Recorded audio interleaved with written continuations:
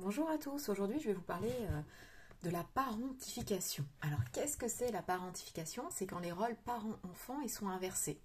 Donc en fait l'enfant il va se retrouver avec des responsabilités qui sont au-delà de ses compétences. Euh, en fait, dans ce mécanisme-là, le parent il dépose un peu chez l'enfant ses propres angoisses. Et il y a une relation d'accaparement dans cette relation-là. On retrouve dans la parentification trois éléments majeurs. Donc il ne faut pas non plus se dire, par exemple, mon père ou ma mère est malade, il a besoin de moi, je m'en occupe, je suis forcément dans la parentification.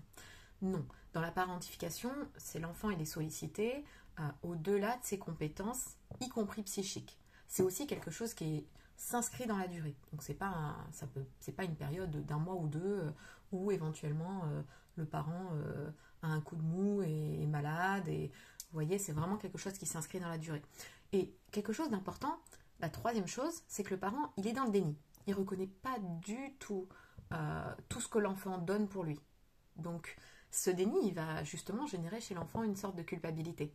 Et l'enfant risque d'être un peu enfermé entre l'envie d'aider son parent, mais le fait de ne pas avoir toutes les ressources pour. Et ce mécanisme, c'est un mécanisme un peu pervers, parce qu'il va avoir la sensation d'abandonner son père ou sa mère, quand en fait, il n'arrive pas à aider comme le parent le souhaiterait.